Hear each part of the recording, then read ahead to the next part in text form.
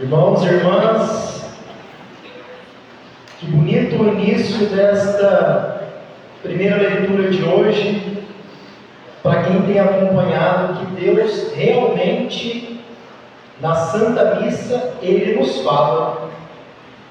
A primeira leitura de hoje é do livro de um grande profeta da Bíblia, o profeta Isaías.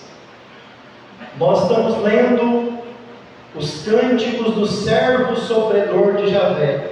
São 4 cânticos que falam desse servo, e hoje nós estamos ouvindo o terceiro.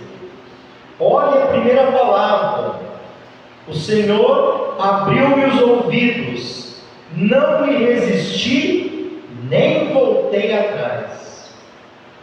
Domingo passado, Éfata, abra-te, e o surdo mudo começou a ouvir e falar sem dificuldade.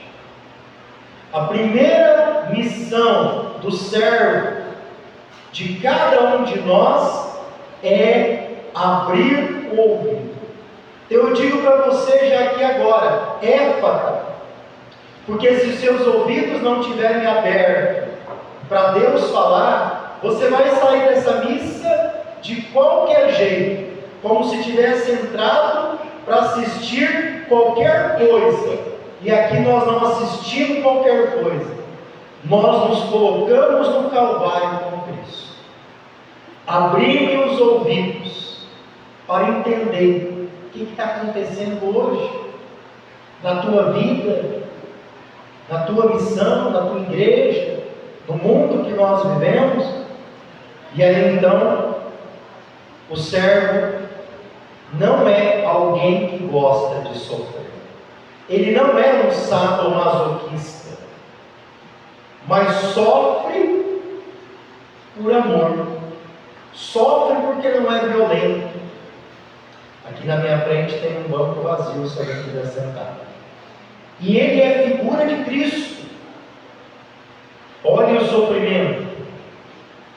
Arrancaram-lhe a barba, é uma das piores humilhações que tem. Bateram nele, em Jesus, mais de 100 chicotadas. Bateram no rosto. Ou seja, ele foi totalmente humilhado. Mas por que diante de tanto sofrimento e humilhação ele não desistiu? Porque 2 vezes diz na primeira leitura: o Senhor Deus é meu auxiliador. Repete comigo: o Senhor Deus é meu auxiliador. Ou seja, o Senhor nunca lhe falta, mesmo passando por tantas dificuldades, mesmo com tanta queimada sem água, e a gente fala: Senhor, já faz 5 meses, cadê a chuva? Para essa região que nós dependemos da chuva como todo mundo.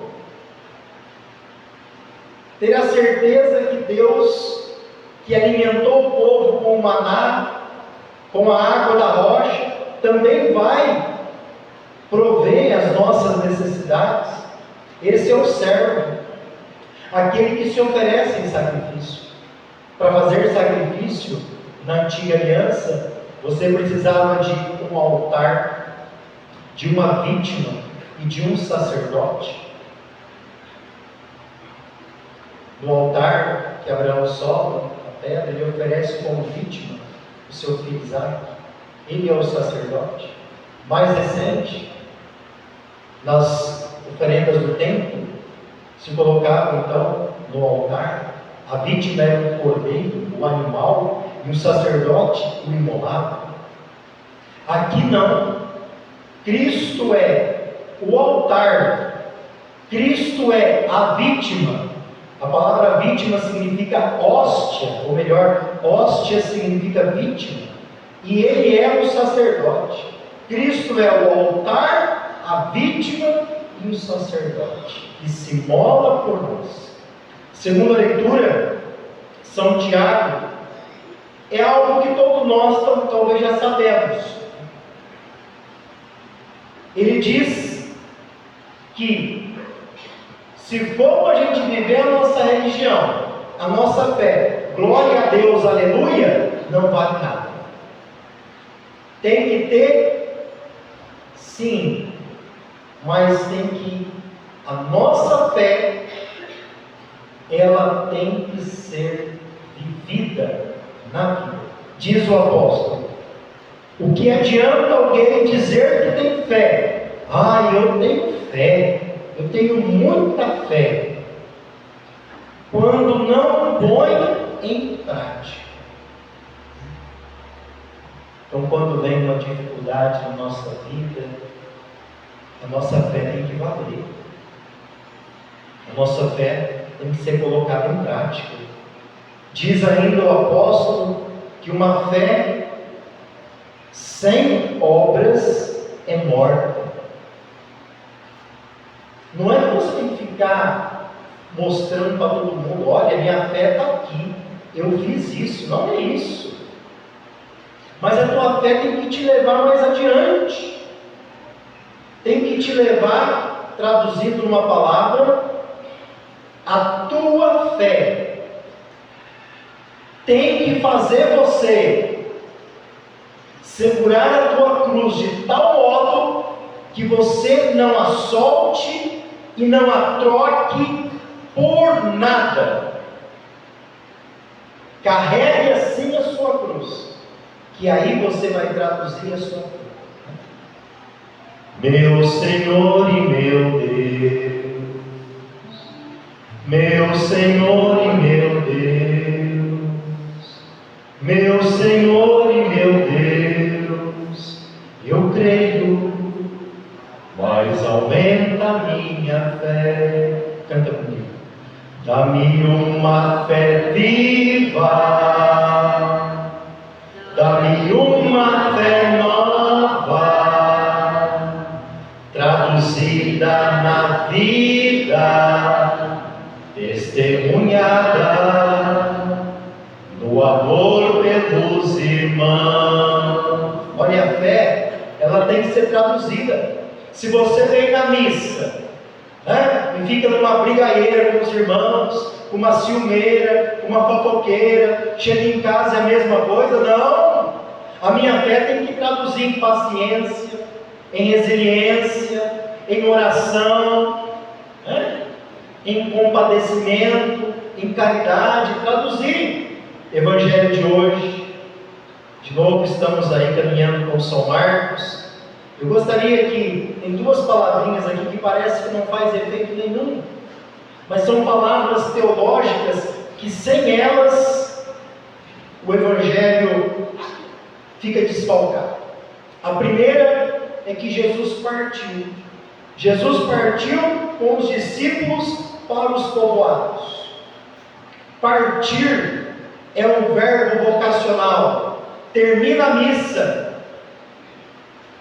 Ide, não só em paz, ide em missão. Quando a gente termina a missa, você tem que partir. Abraão partiu de Ur dos Caldeus e foi para uma terra que ele não conhecia, mas foi porque sabia que quem o conduzia era o Senhor. Os apóstolos lá pescando, Jesus chamou, eles partiram para seguir Jesus. Maria, eis aqui a serva do Senhor. O que ela fez? Partiu imediatamente para uma região montanhosa para servir Isabel. Então essa palavra partir, nesse início do Evangelho, ela é fundamental. Jesus partiu com os discípulos. Se a gente fica parado, a gente acostuma. A gente acha que só o nosso jeito é o certo. E aí então, nessa região de Cesareia de Filipe, fica lá na nascente do Jordão, longe da capital, lá na nascente do Hermon, é a Cesareia de Filipe. E nesse lugar, diz assim agora, no caminho ele perguntou aos discípulos. Essa palavra talvez é mais importante ainda. caminho. Ele não perguntou para os discípulos numa sala de reunião. Ele não perguntou para os discípulos numa sala de burocracia. Ele não perguntou para os discípulos na capital, que tinha muita influência religiosa, política, ideológica. Não, é no caminho. No caminho ele pergunta: quem dizem por aí que eu sou? Os discípulos de Emaús se encontraram com Jesus, ou melhor, Jesus os encontrou no caminho, caminhando. Então, se você, presta muita atenção no que o padre vai falar, se você quer conhecer Jesus, ou acha que conhece, pelo que você ouviu na televisão, no programa, sinto muito, você não conheceu quem é Jesus. Por mais bonitinho que seja o Jesus da televisão, porque está dizendo o Evangelho, não sou eu. Para conhecer Jesus, tem que ser no caminho. Então, se você não está caminhando, eu acho muito difícil você conhecer. É no caminho. Porque senão, para você, Jesus é aquele da televisão, é aquele do outdoor, que chama para missa especial, mas na caminhada você mesmo não conheceu. É no caminho que nós o conhecemos. E aí ele pergunta: quem é Jesus? E aí começa a dizer: olha, naquela televisão lá, que tem uma audiência tal, estão dizendo que o senhor é o João Batista.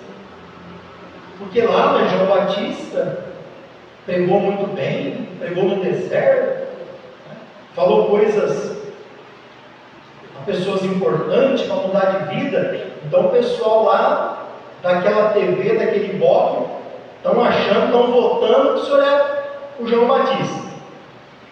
Tá bom. Ah, mas tem uma outra TV aqui, né, que gosta de mais da segunda vinda, de umas coisas assim. Estão falando, né, como Elias foi levado numa carruagem de fogo e agora a gente gosta de ver, será como que ele vai voltar? Estão falando que o senhor é o tal do Elias. Mas tem um grupinho ali menor, tem uma audiência menor, estão dizendo que o senhor é algum dos profetas. Nada disso é Jesus. E olha, tem muita gente hoje que acha que Jesus é isso. Porque viu lá, ouviu lá. Só que agora, Jesus, ele faz uma pergunta vocacional, existencial, católica, que é universal, da diocesanidade, da união da igreja. Quem eu sou para vocês? Agora, essa pergunta, meu irmão, minha irmã, você responde ela individual.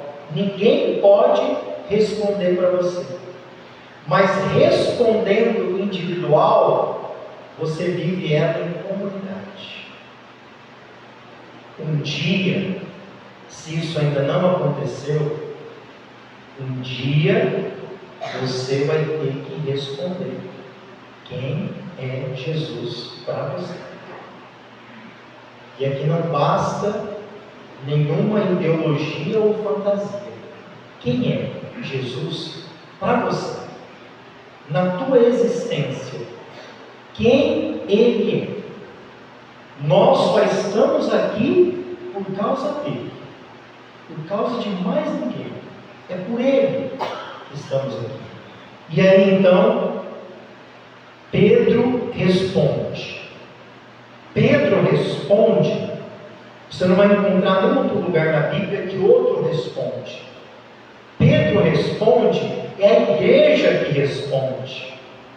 Pedro, quando responde, é no nome do colégio apostólico. Ele dá a voz para a união dos apóstolos. O que ele responde é o que todos ali estão professando a fé. É igual. Nós professamos a mesma fé. Somos diferentes, temos dons diferentes, carismas diferentes, mas nós não podemos professar outra fé. E Pedro diz o quê? Tu és o Messias. Outro evangelho, tu és o Messias, o Filho de Deus vivo.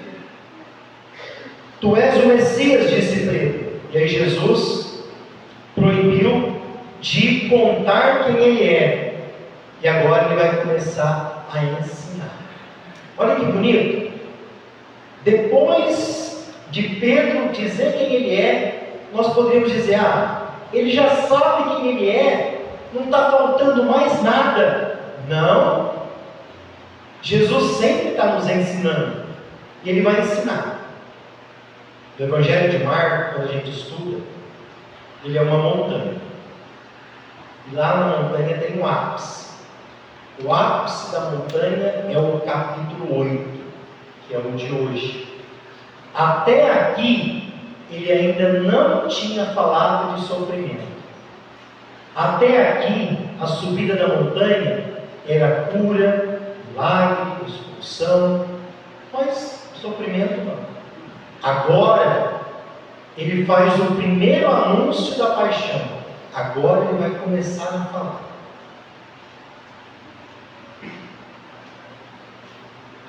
Eu devo sofrer muito, ser rejeitado. Olha a primeira leitura do servo sofredor. Ser rejeitado pelos anciãos, sumos sacerdotes, doutores da lei. Devia ser morto, ressuscitar depois de 3 dias. E ele disse isso aberto para todo mundo. Olha o que o Pedro fez. Pedro pegou Jesus, Evangelho do domingo passado. Jesus pegou o surdo mudo e levou ele à parte. É para fazer uma coisa boa. Hoje Pedro pegou Jesus e levou ele à parte. Olha que Pedro é um católico desses que querem que Deus seja do jeito deles e não do jeito de Deus. Pedro apontou o dedinho para Jesus. Olha, Jesus, o que você tomou de manhã antes de vir para cá? Tomou café, você está meio sem comer. Que negócio é esse de falar de sofrer? Pelo amor de Deus, eu não estou te seguindo para sofrer. Eu pensei que a gente ia voltar para Jerusalém, se preciso matar, pegar o poder, vamos lá reinar. Agora está falando de sofrer. Não estamos gostando disso. Isso não vai dar ibope. Você vai perder a audiência. Vamos lá, muda o discurso. Negócio de pregado na cruz, Deus me livre. Esses dias eu estava costurando, o Pedro falou, a agulha escapou, furou o dedo, eu quase morri. Agora na cruz, Deus me livre. Imaginou o prego entrando na minha mão? E aí Jesus voltou os olhos para os discípulos e repreendeu Pedro. Você está disposta a ser repreendido? Porque quem não aceita Jesus, corrigir, repreender, está se fazendo Deus da sua vida.